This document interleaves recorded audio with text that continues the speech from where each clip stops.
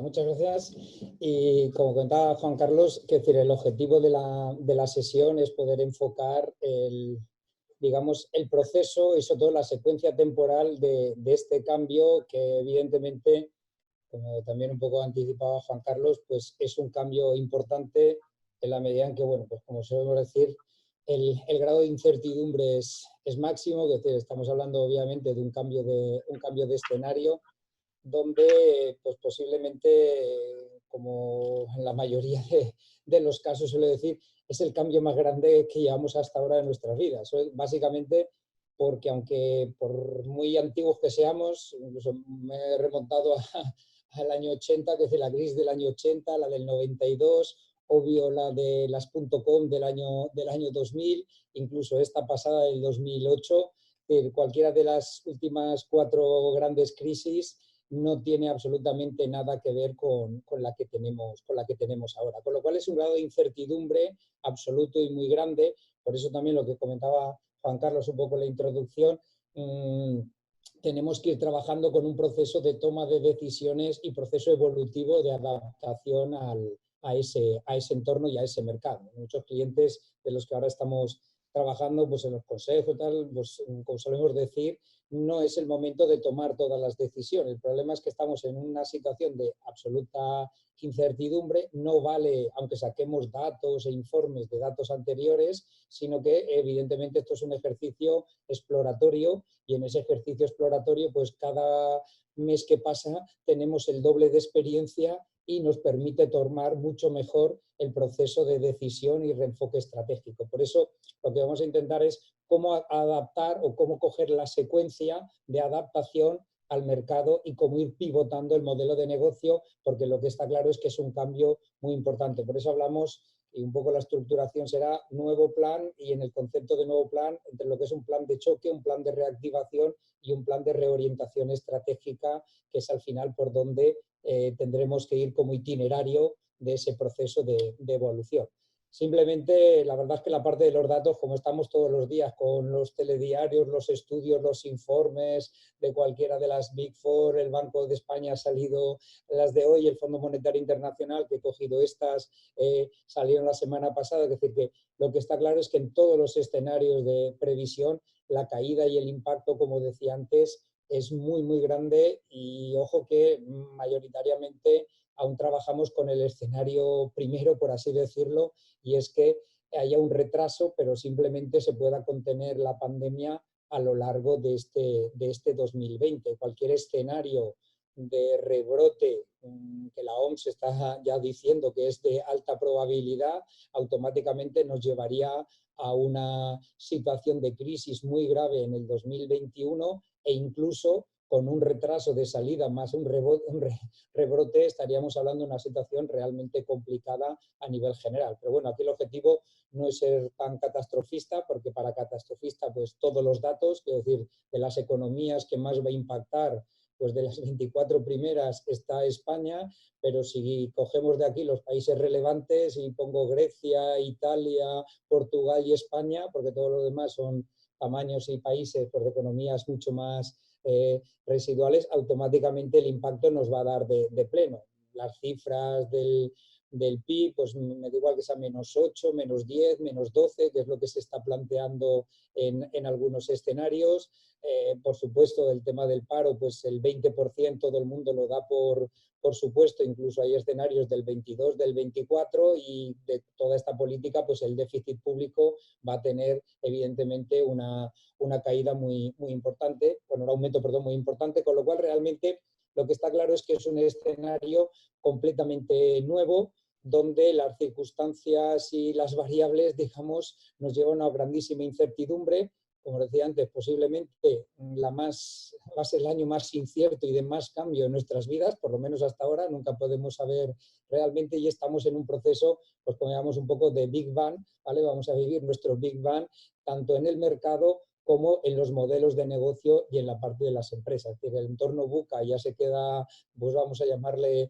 amigable respecto a la situación que vamos a encontrarnos a partir de ahora. Y como dice el señor Warren Buffett,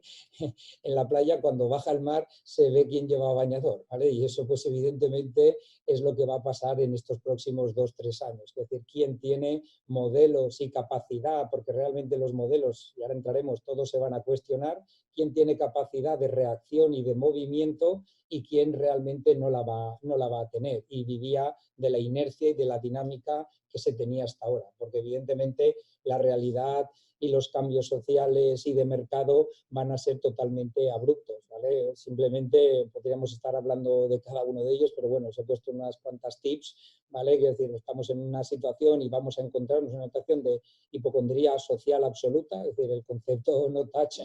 va a ser algo que nos tenemos que tener muy presente y, por ejemplo, pues todos los modelos de negocio que tengan un planteamiento físico van a tener que redefinir la experiencia de cliente, la van a tener que redefinir, por supuesto, hoteles, restaurantes, comercios, instalaciones, bancos, que decir, toda esa experiencia de cliente se va a tener que reorientar completamente porque evidentemente las pautas de comportamiento van a ser distintas. Hay un cambio de valores, que eso también se va a traducir, ahora lo notamos más socialmente y lo iremos notando en las pautas de consumo y de comportamiento, y eso va a implicar que hay que redefinir también las propuestas de valor. Y luego ya pues hay gente que aquí hay opiniones, por supuesto, principio final, porque hay gente que entiende que esto es el principio del final de la globalización y gente que entiende que es realmente el principio de la globalización, porque es la primera pandemia que hemos sufrido simultáneamente en todo el mundo. Y por contra, pues hay fuerzas que lo que van a llevar es a un proteccionismo y a una defensa de lo nacional que va a ir en contra de ese proceso de libertad y de globalización, con lo cual realmente son tendencias completamente opuestas, pero que tienen su reflejo realmente en el mercado. Lo que sí que está claro es que va a haber sectores muy impactados y que va a depender de esa velocidad de reacción del sector, pero sobre todo, que es lo que nos tiene que preocupar a cada uno de nosotros de nuestra empresa. Pero al final, los impactos macroeconómicos, los escenarios macroeconómicos, el impacto que va a tener en los sectores, va a ser algo que hay que analizar y estudiar porque no podemos ser ajenos a esa realidad, pero evidentemente lo que hace falta es medirnos nuestra velocidad de reacción. Realmente, sobre todo empresas, si estamos hablando de pequeñas empresas donde la cuota de mercado que tenemos es muy baja, pues evidentemente algo bueno que tiene ser pequeño, no ser significativo en el peso del mercado, es que evidentemente lo que pasa en el mercado repercute bastante menos en nuestra capacidad de reacción y de movimiento. Entonces, al final yo soy el 0,02% del mercado, la velocidad de reacción y mi capacidad comercial va a ser una de las variables que es más endógena, clave en el proceso. Cuando yo tengo el 40% del mercado y soy un 40% de ese mercado y ese mercado se desploma, el impacto en mi cuenta de explotación y mi capacidad de reacción va a estar mucho más vinculado a la dinámica del sector. Por eso, cuando hablamos de pymes, micropymes, incluso pues startups que evidentemente están empezando, hay que tener mucho más sobreponderado la velocidad de reacción que tenemos en nuestra empresa frente al impacto sectorial que pueda tener. Y eso es una de las cosas que luego comentaremos más hacia adelante. Por supuesto, un proceso de digitalización, digamos, por defecto, que es decir, que aquí ya todo va a coger realmente esa velocidad y hay obviamente muchas cosas que ven para quedarse. Y sobre todo, pues bueno, también es un ejercicio que se va notando y que venía un poco vinculado a ese concepto de la globalización, y es que en muchos sectores también va a haber una reindustrialización y una búsqueda por fiabilidad, por suministro, por plazos más nacional, que va a hacer que tenga una fuerza positiva dentro de esa dinámica. Ahora, lo que sí que está claro es que va a haber una estrategia colaborativa por definición, las empresas van a quedar muy ajustadas de recursos y los modelos colaborativos van a ser una de las características, además de que es uno de los valores que socialmente ha calado como ciudadanos y que ahora irá calando en el mercado y en la dinámica de las empresas. Y por supuesto, como respuesta, pues un proceso absolutamente de vinculación a la agilidad, al producto mínimo viable, saber funcionar sobre betas y, como solemos decir, convertirnos todos en startups para intentar de alguna manera pivotar y generar una velocidad de movimiento muchísimo más rápida. Por eso hablamos que cada vez vamos a ir a organizaciones mucho más líquidas y virtualizadas. Esto no deja de ser algo que recurrentemente, pues estoy seguro que ya estamos escuchando y que estamos viendo, que son un poco las pautas que sí que ya están marcando como una base de funcionamiento en el mercado. A partir de ahí, pues evidentemente en ese nuevo escenario implica un nuevo modelo de negocio. Es decir, que al final siempre, cuando hablamos de estrategia, lo que nos planteamos es que al final es la adecuada relación de la empresa con el entorno de negocio, con lo cual ese entorno de negocio cambia de una manera absolutamente disruptiva y automáticamente lo que implica es que tenemos que pivotar y cambiar el modelo de negocio. Hay que hacer un restart, es decir, hay que volver a ser todos startup y estrenar una empresa nueva. Es decir, que todo el mundo tiene que asumir que va a empezar a trabajar en una empresa nueva que es muy distinta de la que dejó en marzo de este 2020 y que a partir de ahí hay que rehacer todos los planes, hay que rehacer todos los modelos, la propuesta de valor y hay que ejercer un proceso de cambio y además de una manera intensiva y con una presión competitiva que va a ser muy, muy grande porque evidentemente esta crisis no tiene que ver con la situación financiera, sino que tiene que ver más con la parte de demanda. Por eso, al final, un poco en este proceso de orientación o de adaptación, pues siempre un poco los parámetros que ponemos. La clave va a ser la velocidad, ¿vale? La agilidad, es decir, que aquí Darwin es ya alguien que nos marca realmente todo y por eso hablamos siempre de el quebrado maligno, ¿vale? Entre velocidad de cambio interno partido velocidad de cambio externo ha de ser mayor que 1 y ahora más que nunca. Y ese ejercicio implica que si ahora este mes se ha producido una disrupción que prácticamente por coger la última crisis, que fue la del 2008, desde Lehman Brothers del 2007 hasta que se profundizó la crisis, fue a finales del 2009, hubo casi 2 años de proceso de crisis, lo que ahora prácticamente ha sido por este coma inducido a la economía, pues lo que van a ser 2 meses. En esa mutación, que esto se ha cambiado de una manera radical, ahora es ver con qué velocidad somos capaces de mutar nosotros en los modelos organizativos, cuestionarnos la manera de cómo estamos trabajando y reconstruir una nueva empresa que va a ser con la que vamos a tener que trabajar los próximos meses y los próximos años. Y en eso, básicamente, lo que sí que percibimos es, pues bueno, 3 grandes problemas en el modelo o a la hora de pivotar el modelo. Uno es, obviamente, el miedo, que es el riesgo, es lo que llamamos el miedo paralizante, ¿vale? Es la percepción de riesgo y es que esto es una situación de incertidumbre. Nosotros, todas estas cosas que estamos comentando, a veces somos muy vehementes, pero siempre intentamos tener claro que esto es de momento, porque el mercado va cambiando mucho. Este mismo fin de semana ha aparecido la crisis del petróleo cruzada con toda esta coyuntura. Quiero decir que ahora, en un momento ya que en Estados Unidos pues hay plantas que están pagando para que se lleven el producto. Quiero decir que estamos hablando de situaciones absolutamente impensables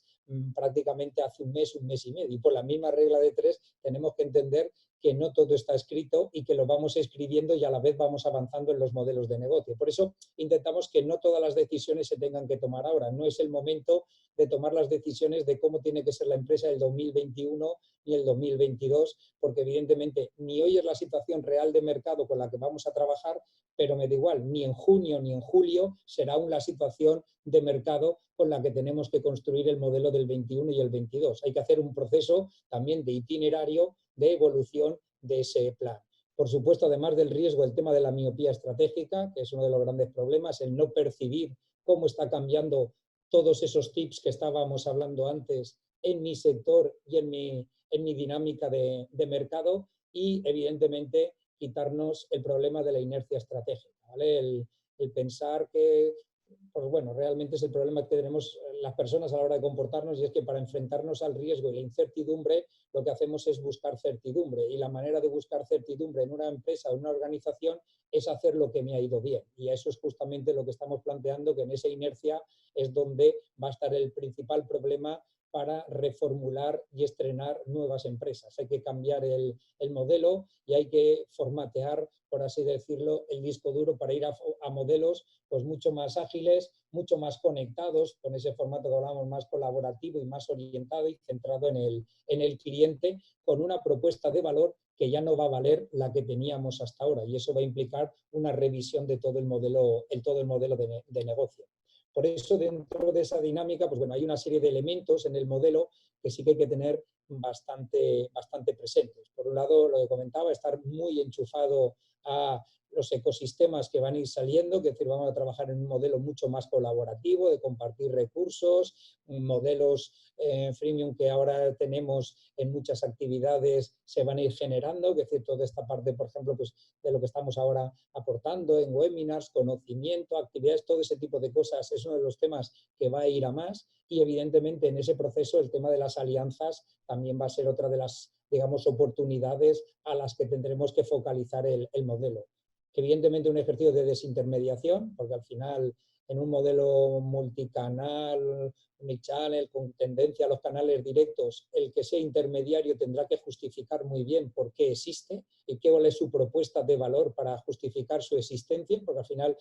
intermediación será margen y en una presión competitiva la tensión va a ser a eliminar todo lo que exista en medio para conseguir defender esa rentabilidad y, por supuesto, introducir modelos de cultura, pues bueno, lo que llamamos Lean Startup, que evidentemente las startups ya lo van a llevar de serie y la problemática será otra, que será un poco más el tema de financiación y recursos, pero en las empresas que no son de ese perfil, el poder entrar en un modelo donde trabajemos más acostumbrados sobre formatos beta, todo tenga que ser en un proceso de observo, lanzo, mido, mejoro y estar en modelos muchísimo más ágiles y en procesos, digamos, más lean, pues evidentemente va a costar bastante y es un ejercicio de cambio cultural que desde la parte, digamos, de organización, tecnología y personas va a haber que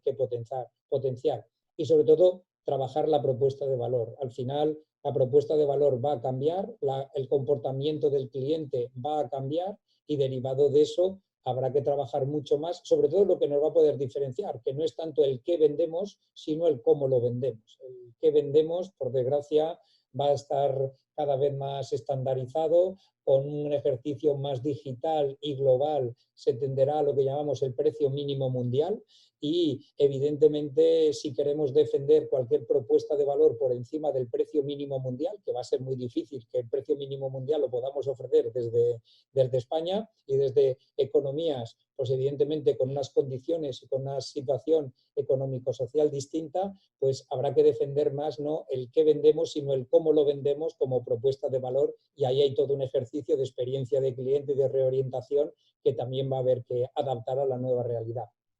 Por supuesto, hoy el nivel de sensibilidad ya estaba, pero ahora se acentúa más con el tema de la sostenibilidad en todas las dimensiones, la económica, la social y la ambiental, y evidentemente el enfoque y el empuje en la parte de la estrategia digital. De hecho, en la estrategia digital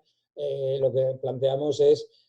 4 niveles de velocidad, donde hay que ver en qué estadio está cada uno, ¿vale? Y a partir de ahí entender que es un ejercicio exponencial, es decir, que la mayoría de las empresas estamos trabajando y que funcionan, pues la comunicación es audio, ¿vale? Todo lo que es la parte de redes sociales, todo lo que es la parte de marketing, comunicación digital, yo creo que eso está más que ya asentado, ¿vale? Ya no hay todo el mundo entrando en la parte de e-commerce, ¿vale? En la parte de venta, porque hay mucha gente que entiende que su cliente no va a comprar, que ahora evidentemente se va a ir demostrando por ese cambio de pautas, pero sobre todo hay muchísima gente que no entra en la venta simplemente por un concepto de conflicto de canal. Hay que asumir que ese conflicto de canal, en la medida en que el mercado va a ser multicanal, pues evidentemente hay que soportarlo, hay que saberlo gestionar y evidentemente al final lo que sí que tiene que estar claro es que todo se puede vender a través de Internet. Al final vender es dar una información para que el cliente tome una decisión de compra y eso todos los productos y servicios del mundo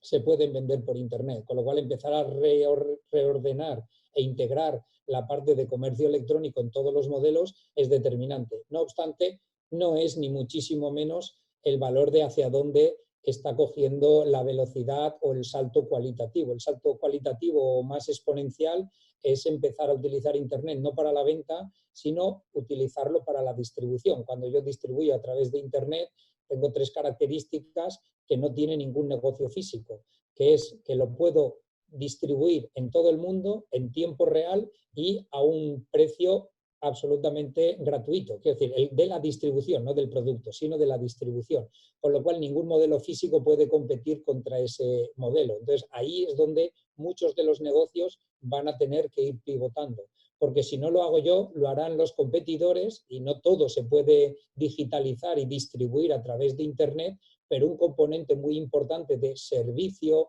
de relación, de atención, al final todas las empresas vendemos producto más servicio, ¿vale? Es lo que llamamos el continuo producto-servicio. Mucha de esa parte de servicio se podrá realmente digitalizar y distribuir. Y eso implicará que mi negocio ya tendrá otra velocidad completamente distinta. Es más, cuando todos los negocios ya están ahí, en ese proceso, pues automáticamente el salto a ser una DCC, ¿vale? Una Data Driven Company, pues es el salto natural y es utilizar realmente toda la tecnología como un sistema integrado de información y de mercado. Y es a partir de ahí cuando ya los datos, ya el concepto de mercado, de marketing, de relación con el cliente, de tener el feeling del mercado, etcétera, desaparece porque automáticamente son los datos y la información las que hace que vaya pivotando y vaya cambiando la estrategia de negocio directamente basada y soportada sobre datos. Son ejercicios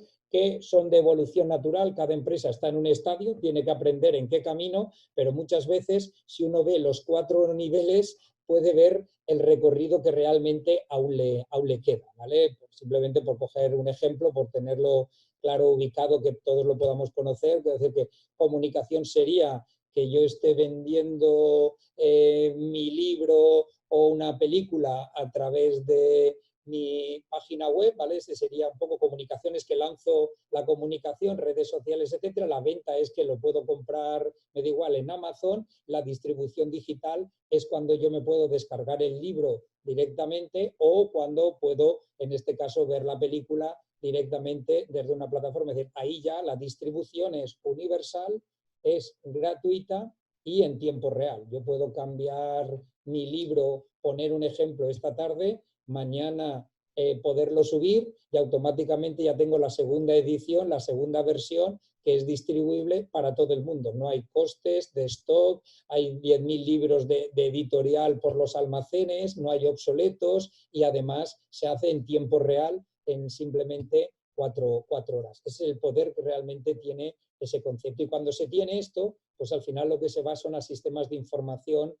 integrales. Y es que al final, si yo ya tengo eso, lo que consigo es tener toda la información de por dónde va y realmente hacia dónde va el mercado, que es ya lo que pasa pues con cualquier plataforma de estas mismas que he puesto de ejemplo. Netflix hoy no es tanto un distribuidor de películas de gente, sino que tiene un sistema de inteligencia de mercado para saber cómo hacer las mejores películas de aventuras, de narcos o de cualquier cosa. Y es al contrario. Como yo ya tengo la información de mercado de lo que quiere la gente, automáticamente busco a un director que me va a hacer la película que yo le diga. O automáticamente Amazon, donde el más del 51% o del más, ya va a ser por el 55% de las ventas son de productos que no son de Amazon. ¿Por qué tiene interés Amazon? Porque le da un sistema de inteligencia de mercado para saber que si las camisas o las camisetas amarillo huevo que vende un señor de España en Tokio están teniendo éxito, o como ahora ha lanzado después de estar 2 años vendiendo cosmética, cuando yo ya sé qué productos, qué precios, qué tipo de gente, en qué países, con qué características quiere la gente cosmética, hacer mi línea de cosmética es muchísimo más fácil. Yo lo que necesito es tener un sistema de inteligencia de mercado. Y eso es uno de los temas que va a acelerar todo lo que es la evolución en los modelos digitales, ¿vale? Y eso va muy vinculado a este planteamiento un poco de la inteligencia artificial, que es otro cambio muy radical, porque evidentemente hoy estamos también un poco en la parte tecnológica en lo que se llama la tormenta perfecta, es decir, al final estamos en un ejercicio donde tenemos información infinita, el CRM más grande es Facebook, Instagram y cualquiera de las redes sociales, donde podemos tener información que jamás podríamos tener en ningún otro sistema de información. Tenemos una geolocalización y una movilidad que estamos viendo ahora con todo el tema del COVID, de cómo está absolutamente identificado y fichado y poder trazar por movimientos y por rutas, etcétera, que tiene la gente. tenemos datos casi infinitos, especialmente con el desarrollo, y aún estamos pendientes de la, digamos, de la extensión del 5G, del Internet de las cosas, pero sobre todo con un acceso tecnológico de pago por uso, lo que llamamos un SaaS, donde no hace falta grandes mega inversiones millonarias, sino realmente lo único que necesitamos es poder pagar por el uso de esto. Hoy hay empresas trabajando temas de inteligencia artificial con perfiles perfectamente de pyme, porque se pueden hacer trabajos perfectamente de previsión de demanda y de comportamiento de mercado por costes, pues no sé, voy a hacer de 40.000 euros y 5.000 euros mensuales como sistema de retroalimentación y perfeccionamiento. Eso son cosas que son algo absolutamente impensable para una pyme, y hoy pagando por uso, pagando por esa tecnología que se alquila, entre comillas, pues evidentemente es mucho más asequible. Por eso hoy hablamos de que este año, y más ahora con toda esta aceleración, el Machine Learning es realmente el que se va a comer absolutamente el mercado, y además a una velocidad exponencial, ¿vale? Entonces, dentro de ese esquema, pues evidentemente en todas esas variables de cambio hay que trazar un enfoque de plan completamente distinto, ¿vale? Es decir, que al final estamos en un planteamiento donde hay que hacer una reorientación, hay que implantar un modelo con un proceso que evidentemente tiene que tener un carácter progresivo. Por eso nosotros, a la hora de definirlo, siempre es el entorno el que nos marca las características, y es el entorno con el que tenemos que jugar en ese modelo de cómo redefinir o cómo reorientar el plan de actuación. Por eso identificamos normalmente en todo el proceso, pues evidentemente una primera etapa que es donde estaríamos ahora. Cada uno ya tendría que mirar lógicamente en qué fase o cómo está con su plan de choque, que es lo que llamamos un poco el plan de los 50 días, ¿vale? Que estamos en una situación de cambio de escenario, de implantación, todo lo que hemos estado hablando, y evidentemente en esa situación tenemos que tener un plan absolutamente de contingencia ya puesto en marcha, o ya lo deberíamos de estar cuanto menos implantando o acabando, ¿vale? Evidentemente luego está un plan de reactivación, que es lo que llamamos un poco los próximos 200 días, que realmente lo que nos lleva es a un ejercicio de aquí a final de año, ¿vale? Es un ejercicio que lo que nos va a marcar de alguna manera es ese proceso de reinicio progresivo de la actividad. Teóricamente, la alerta sanitaria ahora para mediados de mayo terminaría, pero todos sabemos que el proceso de confinamiento y de reactivación pues va a ser muy progresivo. Ahí hay situaciones sectoriales, como puede ser el tema de hostelería, etcétera, con el verano, que son muchísimo más críticas, pero es donde vamos a ir viendo cómo se van a ir asentando realmente los comportamientos. Por eso esos 200 días son muy importantes para ver realmente qué va consolidando en cada sector y el impacto que tiene en la cuenta de explotación de cada empresa en función de la tipología de clientes, que a la vez ha sido distinta según la tipología de sectores y de actividades y el mix de clientes que está trabajando. Por eso al final hay que ver cómo reducir ese impacto en la cuenta de explotación y prepararnos para competir con un planteamiento pues, de muchísima hostilidad y evidentemente algo que vamos a encontrar que es una presión muy fuerte en precios. Por eso ese plan de reactivación es el que nos tiene que coger este periodo de los próximos 200 días, y evidentemente a lo largo de ese periodo, nosotros lo ubicamos más a partir de agosto, noviembre, que sería cuando el mercado empezará a coger ya un comportamiento más normalizado, entre comillas, es cuando en esa situación ya de salida más progresiva, pasado el impacto de lo que ha supuesto la campaña en muchos sectores, especialmente de los afectados o vinculados con el problema de la movilidad de personas y todas las actividades vinculadas con la alerta sanitaria, es donde empezará a coger un planteamiento de cierta normalidad y entender ahí la construcción y la reorientación estratégica de esos modelos de negocio, sobre todo reinventando pues, fórmulas de trabajo completamente distintas, porque como sabemos decir, pues bueno, hay que planificar para lo peor y prepararse para lo mejor. Cuando digo prepararse es estar dispuestos para poder reaccionar. Evidentemente hay escenarios que pues como se suele decir, el comportamiento humano muchas veces nos sorprende. Recientemente, la semana pasada, estaba saliendo ya unas primeras estadísticas de expectativas, en este caso de China, que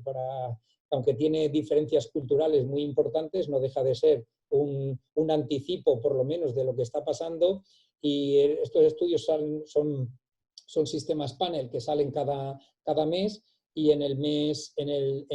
finales de marzo, que ellos ya veían un horizonte realmente de salida, prácticamente salía que más del 55% tenía una visión muy pesimista realmente de la situación que había en el mercado y en la economía, y solo un 5% tenía una visión optimista de esa situación. Y estamos hablando de marzo, que era bastante parecido a lo que puede ser nuestro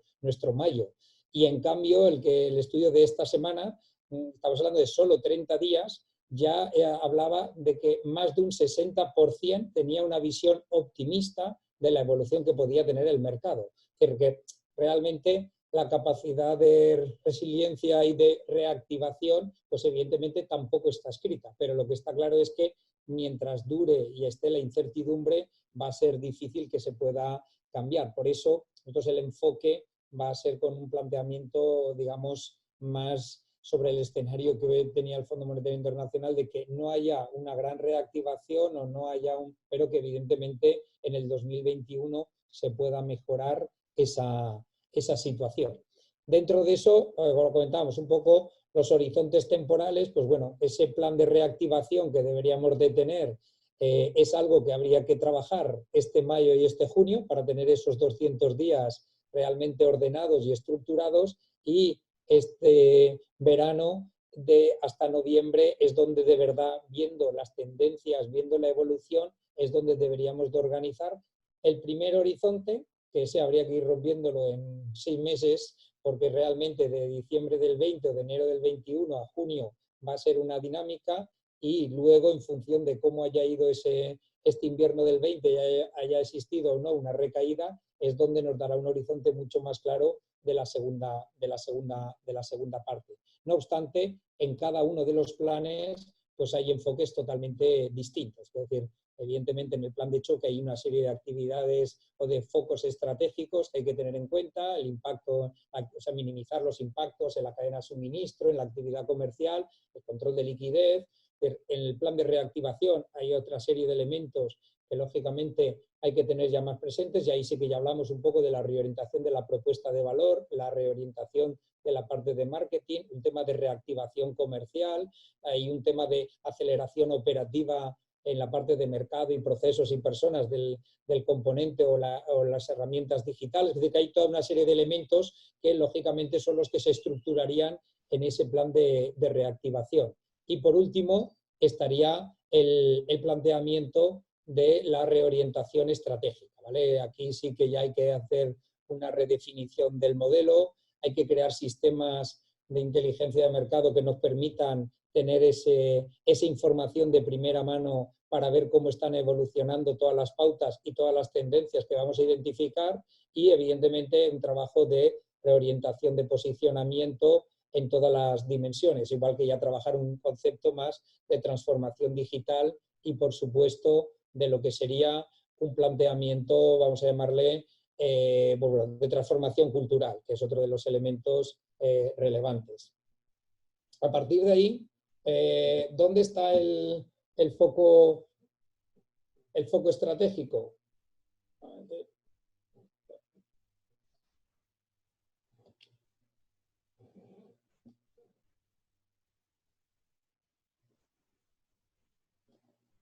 Un segundo.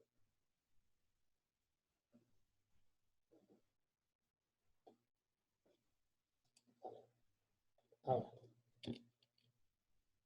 ¿Dónde está el foco estratégico? Realmente en ese foco, la orientación o el peso hay que cargarlo sobre 5 áreas, que son las que vemos evidentemente más críticas. Una es la mejora del control de gestión, pero sobre todo el tema de refinanciación, y aquí sí que, como lógicamente muchas de las personas dentro de Speedway pues tienen una orientación, una dimensión o un peso mayor en la parte un poco de startups y nuevos negocios y nuevas empresas, el tema de la refinanciación, que es determinante. reactivar el área de marketing y comercial, ver sobre todo los que tengan más problemas o estén vinculados a los temas de suministro y supply chain, realmente cómo impacta en el modelo y cómo mejorarlo, pero sobre todo además acelerar la digitalización y lo que sería un poco la evolución cultural y organizacional. Eso serían, digamos, las 5 áreas grandes de trabajo. Si hablamos del tema de financiación, obviamente, si hablamos de startups, es uno de los problemas más importantes. Hay líneas de financiación, evidentemente todos estamos oyendo las alternativas de ICO, todas las líneas que está dando, va a haber ayudas directamente, quiero decir que no solo va a haber financiación bancaria, van a haber ayudas, hay todo un ecosistema que se va a poner al servicio de esa financiación, pero sí que es verdad que el perfil más habitual van a ser pymes, en muchos casos también MES, más que PIS, pero realmente para las startups va a ser más difícil, básicamente porque las condiciones, las cuentas, los criterios, pues evidentemente van a tener una desventaja respecto a otros modelos que ya tengan más una trayectoria, una evolución y como se suele decir, un histórico y una evolución más asentada. Y evidentemente luego está el tema de la financiación y la inversión privada. Entonces, el problema que hay es que en este ejercicio de repliegue, de cambio de escenario, de percepción de riesgo, pues el tema de inversión privada, estoy hablando de business angels, formatos, digamos, de inversores, digamos, alternativos, pues lógicamente también se va a ver, pues, entre comillas, por lo menos en este primer periodo, reducido. Y también, por supuesto, los formatos de alianzas y colaboraciones, que es algo que sí que hay que potenciar. Dentro de los formatos, quiero decir, las figuras de banca comercial y mercados financieros posiblemente no pongan tanto el foco en esta parte de startups, y lo que son los formatos de capital riesgo, business angels, etcétera, pues evidentemente es uno de los momentos que ahora van a tener más preocupación de mantener lo que ya tienen y apoyar lo que tienen en la situación de emergencia, que entrar en muchas nuevas actividades. No obstante, prácticamente en 15 días la cantidad de iniciativas que se han creado, tanto de business angels como de capital riesgo, como fondos específicos o canalizados para la ayuda del COVID, la investigación, etcétera, pues es un ejemplo de que realmente hay capacidad de reacción, ¿de acuerdo? Sobre todo cuando está focalizado hacia este tipo de temas, porque no es tanto desde una dimensión de negocio, sino de promover más investigación y más líneas en paralelo para ayudar a la solución realmente del problema. Pero lógicamente lo que sí que es importante desde el enfoque de la refinanciación es tener en cuenta que hay muchas alternativas. Cualquiera de las personas que tiene una idea de negocio o está en una startup, me gustaría que tuviese un mensaje realmente positivo. Primero, porque las crisis, está comprobado, todas las empresas que se han creado en crisis son de las que más duran, son de las que salen siempre fortalecidas, y hay ejemplos de todas las distintas crisis del 80, del 92, del 2000, del 2008, que han salido fortalecidas, y podríamos poner muchísimos ejemplos, pero evidentemente lo que hace falta es tener un repertorio de opciones mucho más, digamos, amplio. Primero, evidentemente, está el tema de acelerador, los temas de business angels, todo lo que decir, este tipo de cosas, pero evidentemente yo quizás uno de los puntos que me sirva además para relacionar los dos temas, lo que más se va a potenciar, aparte de lo que ya podamos conocer en la parte de fondos y todo lo que es los formatos de coinversión, capital riesgo, etcétera, es todo lo que es los modelos de aceleración corporativa y los modelos más colaborativos y de alianzas. Eso es uno de los temas que va a coger una velocidad muchísimo más grande, porque justamente toda la problemática que he estado comentando antes, cultural y organizativa, va a ser determinante para poder coger y tener que buscar otros modelos culturales que evidentemente tengan más velocidad. Por eso las empresas, ya no falta las grandes corporaciones, sino las medianas empresas e incluso las pequeñas empresas, van a tener que estar mucho más cerca de otros modelos de negocio, mucho más ágiles y con una capacidad, digamos, de adaptación y de cambio relevante. Por eso es uno de los ejercicios que se puede potenciar y que recomendaría ahora en este caso, me da igual, por la parte de empresas de acercarse a esta parte del ecosistema, y por la parte de la gente que tiene proyectos que pueda pensar en empresas que están funcionando y que están establecidas como modelo de acercamiento y aproximación. Y en muchos casos a lo mejor no es inversión, pero puedo tener alianzas o modelos colaborativos porque a lo mejor mi negocio, mi idea de negocio pues viene del mundo del comercio electrónico, a lo mejor no me funciona o no puedo salvar mi cuenta de explotación, pero tengo un expertise, un equipo y un know-how y una capacidad que podría estar vinculada con otra empresa. O a lo mejor yo tengo un sistema de inteligencia artificial que estábamos hablando, no va a buen puerto porque la cuenta de explotación por las circunstancias me ha pillado en el momento no adecuado, pero perfectamente podría colaborar con cualquier otra empresa y ese know-how, equipo, organización y modelo lo puedo realmente pivotar y acercarme a empresas que justamente lo van a necesitar. Es un modelo que frente a lo que ya es habitual de inversión, fondos, etcétera, es algo a explorar y acentuar especialmente en los próximos meses porque la situación financiera es realmente de las más complicadas en la figura de startups, ¿vale? Por eso hablamos que hoy las alianzas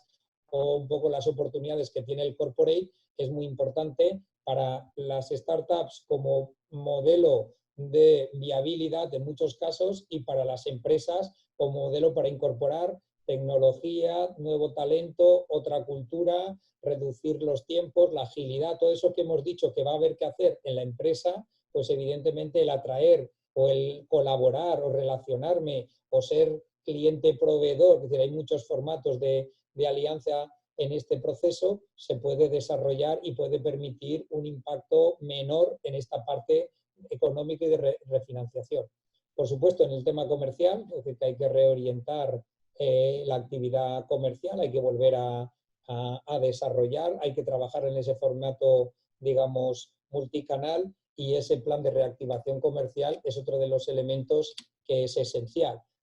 Dentro de esto, muchas veces, bueno, pues ¿y ahora qué hacemos? Porque hay empresas que incluso su actividad está completamente paralizada, ¿vale? Es decir, que yo siempre un poco digo que ahora es el momento de ganar confianza, hay que estar muy cerca realmente de los clientes, hay que intentar ver en qué sectores y en qué mercados han sido menos afectados, porque hay mercados que están creciendo, hay sectores como la alimentación, sectores como sanitario, etcétera, que están creciendo y eso hay que tenerlo en cuenta y, por supuesto, ir por delante, ir viendo qué está pasando en otros países, porque evidentemente no en todos los países se está teniendo la repercusión. De hecho, China va por delante porque ya la ha pasado, pero hay países que van a ir por delante en el proceso de desaceleración o de salida del confinamiento, con lo cual automáticamente ver qué está pasando en otros países y en otros sectores es un punto importante para ir viendo, ir reorientando la propuesta de valor en función de los mercados. Tener muy claro que hay que digitalizarnos, esa aproximación y esa relación con el cliente, eso va a venir para no cambiarnos, ir creando itinerarios de evolución del cliente, reclasificar los clientes por el impacto y por la evolución de todo lo que ha pasado anteriormente y sobre todo, lo que comentaba antes, el tema un poco de ser generoso, ¿vale? Es decir, los modelos que hablábamos antes de freemium, los modelos de aportar valor añadido a los clientes, es decir, el tema de ofrecer antes que pedir, va a ser una de las características y más en esta época donde la gestión comercial pues no puede tener un planteamiento muy agresivo, sino que tiene que tener un planteamiento de aproximación mucho más sensible al cliente, aportándole antes que pidiéndole, ¿vale? Y desde luego si hay que trabajar en algo es en la satisfacción, la venta cruzada del tesoro, que son nuestros clientes, y potenciar toda la parte digital, ¿vale? Es un poco el enfoque o la recomendación en ese plan de reorientación, sobre todo porque la actividad comercial va a ser una de las grandes batallas y la presión competitiva va a ser muy grande los próximos 6 meses, ¿vale? Vamos a ver un mercado muy, muy complicado, con muchísima presión y donde hay muchas empresas que ante una situación complicada van a tener que reaccionar pues, de una manera bastante drástica y difícil a la hora de afectar al resto de empresas que están en el sector. Por eso lo de redefinir la propuesta de valor y marcar una diferencia del cómo, porque en el qué el precio va a tener demasiado peso en muchos comportamientos. Y por supuesto, la tercera línea era todo lo que era el enfoque de supply chain, es decir, realmente el buscar una mayor eficiencia, evitar los riesgos, mejorar la fiabilidad y los plazos de respuesta dentro de ese modelo va a ser absolutamente determinante. Ahí ya también hay que ver un poco en qué modelo de operaciones y de actividad se tiene en cada una de las empresas, pero el elemento va a ser un elemento. Ahora, dentro de esa parte, lo que sí que, como sí o sí, va a ser la digitalización. La digitalización en 3 dimensiones, lo que es la dimensión en la parte de la relación con el mercado, que es la parte de comunicación, de comercio, todo lo que hemos estado comentando, una dimensión de la digitalización de los procesos internos, que tiene un impacto en la parte, digamos, de operaciones, y una que tiene que ver con todo el proceso de transformación cultural. Al final, cualquier plan de transformación digital, como solemos decir, es un sándwich donde por un lado va la estrategia de negocio, en medio va la tecnología y la otra parte es cultura y personas. Por eso cuando hablamos de transformación digital tiene una dimensión de procesos y de tecnología, pero realmente es una capa la que le da la fuerza, realmente es la capa de estrategia de negocio y de cultura y personas. Y ahí hay muchísimo que avanzar. No es un problema de tecnología, sino que es realmente de estrategia de negocio y cultura de personas. Por eso el quinto elemento, el elemento, digamos, fuerza, que es de verdad el multiplicador, ¿vale? Como se puede decir, estrategia más procesos, más tecnología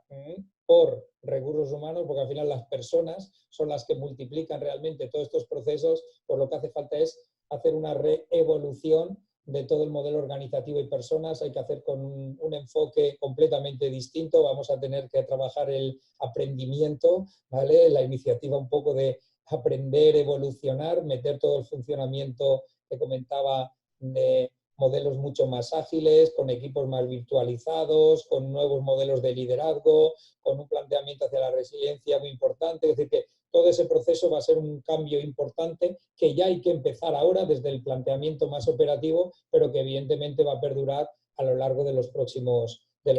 años. Sobre todo teniendo en cuenta que cualquier estrategia de innovación, cualquier disrupción que estemos diseñando este octubre, noviembre, pensando en el 21 y en el 22, su principal freno va a ser realmente esa velocidad de cambio cultural, que es donde va a estar realmente el determinante y donde empresas como startups, pues evidentemente tienen una ventaja competitiva frente a empresas que llevan 5, 10, 15, 30, 50, 80 años operando en el mercado, porque como solemos decir, la cultura es el principal restrictor del repertorio estratégico de una empresa. Es decir, opciones va a haber muchas, hoy con modelos más disruptivos, design thinking, con toda una serie de elementos podemos generar alternativas y modelos muy distintos, pero realmente el modelo que se podrá implantar es el que sea compatible con la cultura o con la velocidad de cambio de esa cultura. Y eso hace que no todas las empresas vayan a poder entrar en ese proceso. Por eso siempre decimos que al final es el iceberg habitual donde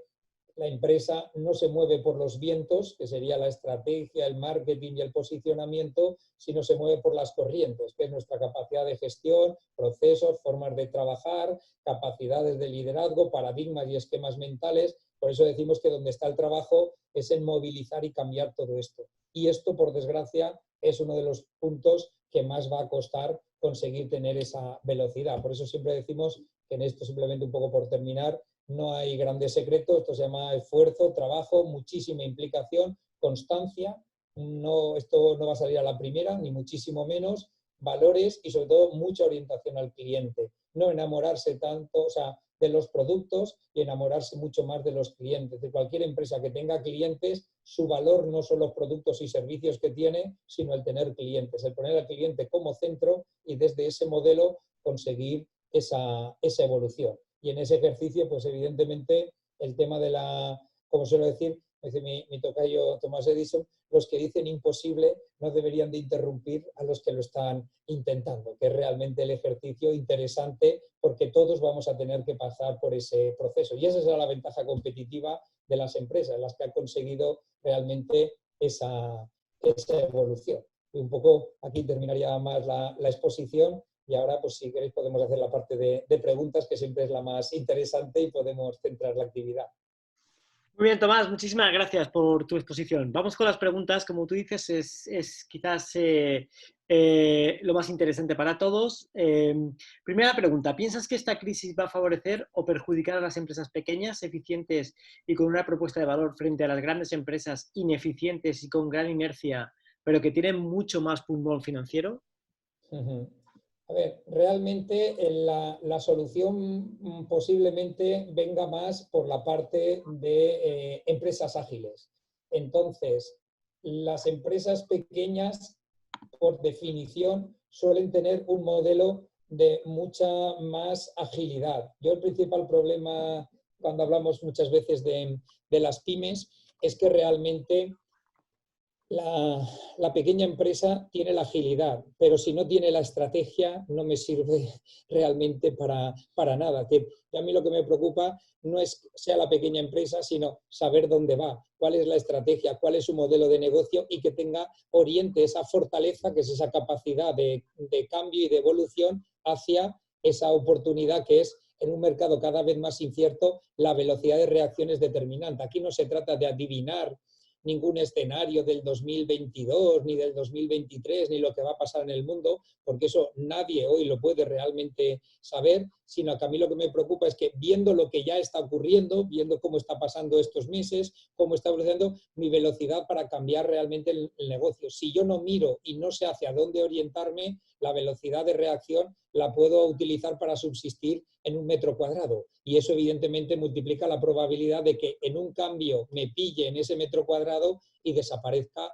completamente mi compañía. Por eso yo creo que las pequeñas lo van a tener más fácil. De hecho, las grandes se van a tener que agilizar, virtualizar, dividir en unidades de negocio. Que todas las grandes empresas, su manera de adecuación o adaptación al entorno suele ser flexibilizarse y, digamos, descomponerse en unidades más pequeñas y ágiles, pero evidentemente a la pequeña empresa lo que no le puede faltar es la estrategia y la orientación de cómo aprovechar esa fortaleza. Pero creo que las pequeñas tienen una posibilidad bastante importante, incluso en temas de innovación y cosas que hoy por hoy pues podemos pensar que es de muchas grandes empresas, ¿vale? Estamos viendo cómo ahí aparecen soluciones y alternativas desde iniciativas absolutamente de pocos recursos, pero con mucha orientación a mercado y a la innovación y la creatividad, que no tiene tanto que ver con los departamentos de I+D y las inversiones que se hacen desde las grandes empresas.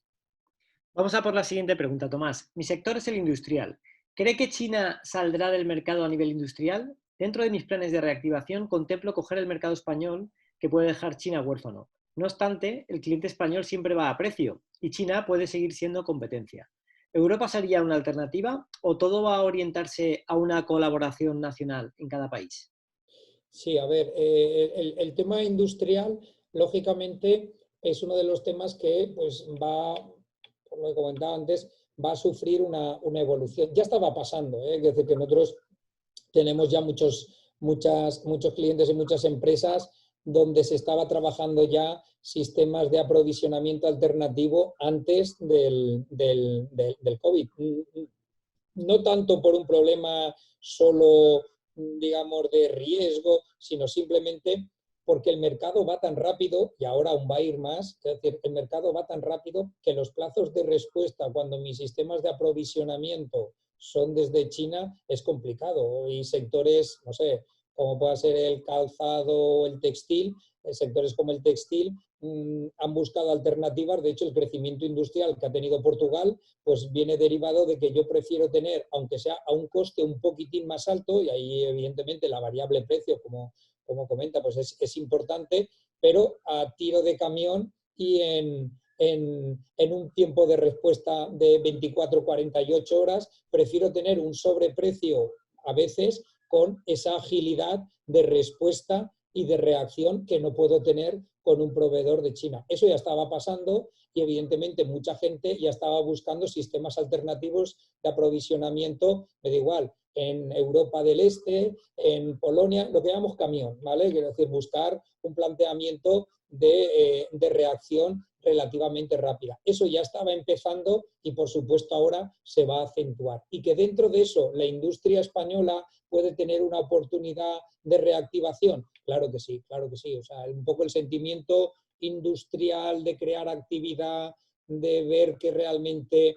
cuando hacemos aquí tenemos además ese valor de la creación de los puestos, pero sobre todo de la fiabilidad, etcétera, etcétera. Todo eso va a reactivar ciertas partes de la industria. Lo que no puede ser es con el modelo exactamente igual. Yo siempre digo que al final modelos industriales puede haber muchas soluciones, pero por ejemplo pues tienen que irse a modelos de lo que llamamos artesanía industrial, procesos más donde yo te puedo personalizar, ir a producciones de series cortas, el poder trabajar lo que llamamos un poco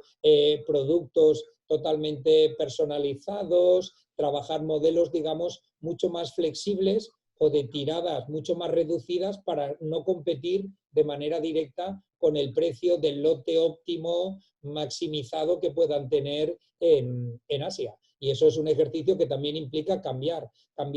porque mi propuesta de valor está en el plazo de servicio, en la velocidad de reacción, es decir, que eso nunca lo va a tener alguien que mientras no sea por aéreos y con unos plazos, yo le puedo dar en un servicio como aquel que dice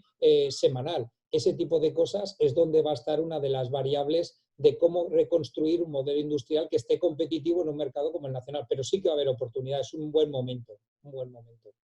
Vamos a por otra pregunta, Tomás. Por lo que se va viendo, la agenda de salida de esta crisis va a consistir en más gasto público, más deuda y más sector público. ¿Qué piensas de este enfoque y los efectos que pueda tener a medio plazo en la pérdida de competitividad de la innovación en la economía española?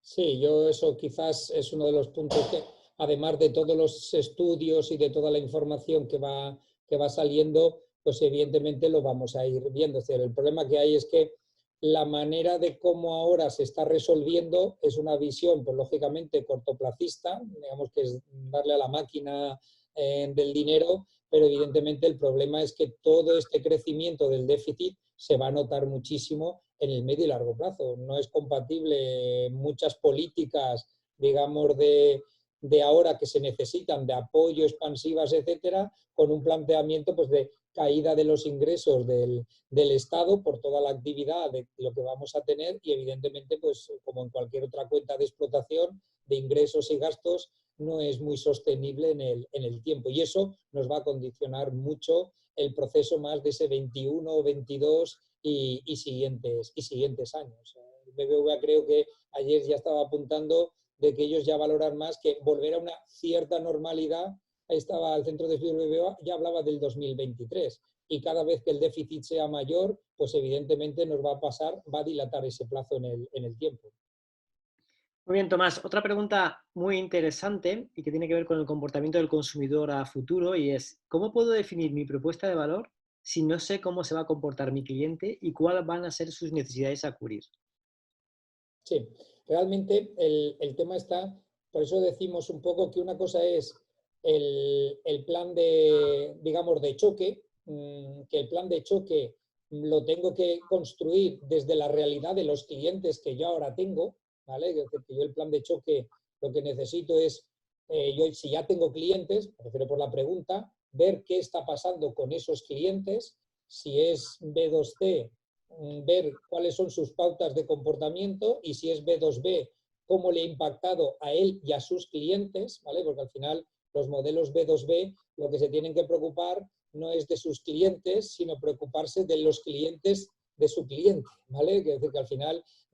lo que le pase a mi cliente va a ser consecuencia de lo que le pasa a él con sus clientes. Entonces, al final, en esos modelos tenemos que ir más allá de los clientes e ir al cliente de mi cliente, ¿vale? Pero esa construcción del plan de choque tiene que venir en esa dimensión tan clara y cortoplacista de los clientes que yo ahora tengo, que son los que me van a dar una percepción de cómo está cambiando lo que ahora yo tengo de propuesta de valor e ir haciendo un ejercicio más pensando de reorientación para ese segundo periodo que es el plan de reactivación, ¿vale? Y en ese ejercicio de aquí a agosto, septiembre, octubre, noviembre, que irá evolucionando, por eso decía antes yo, el problema que hay es que el cómo se comporta el cliente hoy es distinto de cómo se va a comportar en junio, cuando ya volvamos a una cierta, digamos,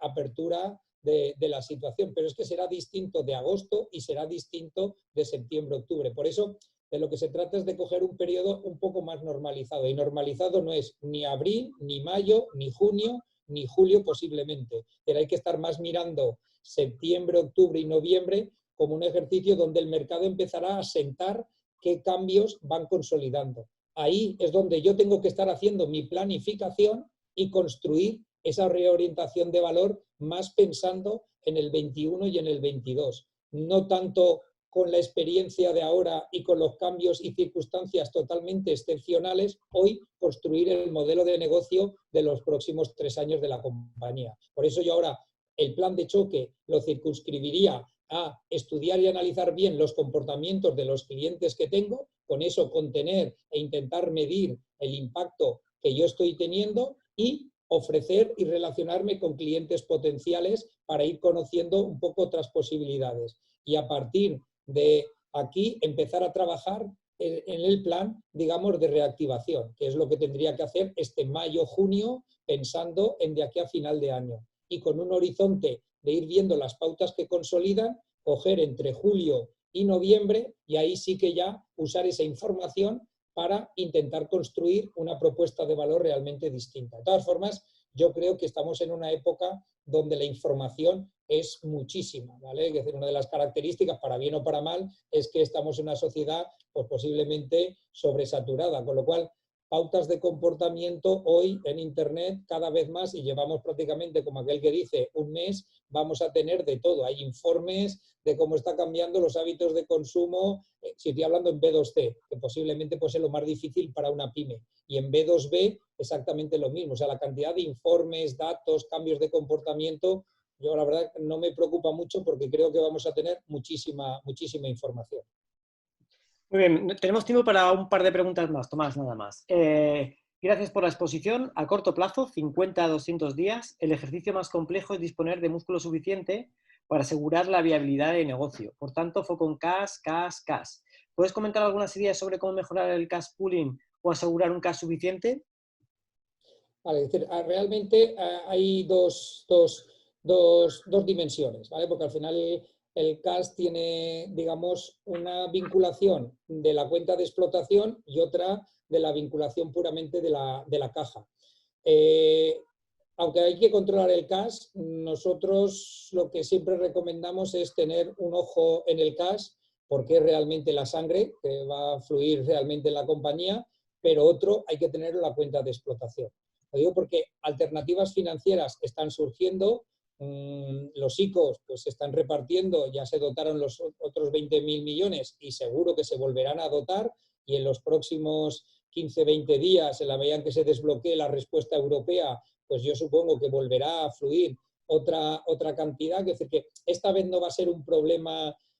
vamos a llamarle, de mucha liquidez. Posiblemente el problema sea la cantidad de recursos que acudimos a esa parte de liquidez por parte de los estados y por la parte de todo. Es decir, que ahí con el tiempo, lo que pasa es que todo de golpe no se va a poder digerir, va a haber una cierta, me refiero a esta época de plan de choque, ¿vale? Va a haber un cierto volumen o de actividad. El problema que hay que tener muy en cuenta es si yo estoy cogiendo esa financiación para financiar una cuenta de explotación que no es sostenible. A mí es donde más realmente nos preocupa en cuanto al énfasis. Es decir, el problema que yo tengo es que yo puedo estar cogiendo un préstamo ICO para estar pagando, como aquel que dice, el IVA o la liquidación de cosas y no haberle metido mano a la cuenta de explotación para hacerla lo antes posible en una situación de positivo. Es decir, el problema es que coger financiación estructural para financiar problemas del corto plazo, pues evidentemente es un problema que no se nota ahora, pero que se notará de aquí a unos meses. Pensar que el problema que vamos a tener es que cuando vayamos a la entidad financiera con el 2020 cerrado y ya se haya hecho un proceso de repartir o apoyar al tejido empresarial, la cuenta de explotación es la que me va a condicionar la refinanciación o las condiciones de muchas de las, digamos, financiaciones, pólizas, etcétera, que voy a tener que renegociar. Con lo cual, evidentemente, esa situación hay que tenerla muy presente. Por eso una cosa es el cash inmediato que ahora tengo que gestionar, y ahí sí que intentaría buscar y moverme por todas las alternativas financieras que van a existir, aunque se consumen enseguida, pero a la vez ir controlando cuál es el impacto en la cuenta de explotación. Muy bien, vamos a por una última pregunta, Tomás. ¿Cómo ves el sector bancario? Por unas razones u otras, todos los eventos coyunturales redundan en aumentar la dificultad de su negocio. ¿Es esta crisis otro impacto brutal? Sí, yo creo que el sector bancario es uno de los que también, a ver, muchas veces el problema de todo esto es que los impactos no es que sean solo disruptivos, sino que simplemente ya aceleran de una manera, digamos, exponencial tendencias o dinámicas que ya se tenían. Es decir, que yo creo que el sector de la banca, tanto por los modelos de digitalización como por los modelos un poco de entrar otros players en su negocio, los grandes operadores, los grandes portales, las empresas tecnológicas, quiero decir, por otro lado, todo lo que era los modelos fintech, que también era otro de los elementos donde hay muchísimos modelos, digamos, más ágiles, alternativos, startups, etcétera. Es decir, ya había toda una serie de variables que ya estaban alterando el modelo. Lo que pasa es que es un sector pues, donde el peso de la inercia, los modelos y el concepto aún de una mayoría de clientes asociados a la confianza y a una serie de elementos, pues pesan y consolidan o mantienen aún, digamos, modelos más tradicionales. Pero evidentemente esas tendencias y esos cambios ya se estaban produciendo y además ahora no es ni más ni menos que una aceleración aún muchísimo más grande. Es un poco pues, como la digitalización, es decir, que lo que antes a lo mejor habríamos necesitado 4 o 5 años, pues en 4 semanas por implosión lo hemos tenido que hacer. Pues la banca creo que va a ser uno de los sectores que también va a tener que, digamos, pivotar bastante su modelo de negocio. La experiencia de cliente, toda una serie de elementos que habrá un poquitín que reponderar, pero que lo que va a hacer es acelerar cosas que ya estaban realmente funcionando. Hay que intentar ver cuáles eran las tendencias que ya estaban antes de esto, porque en muchos casos esta crisis lo que va a hacer es acelerar ese proceso. Muy bien, Tomás, muchísimas gracias. Terminamos aquí.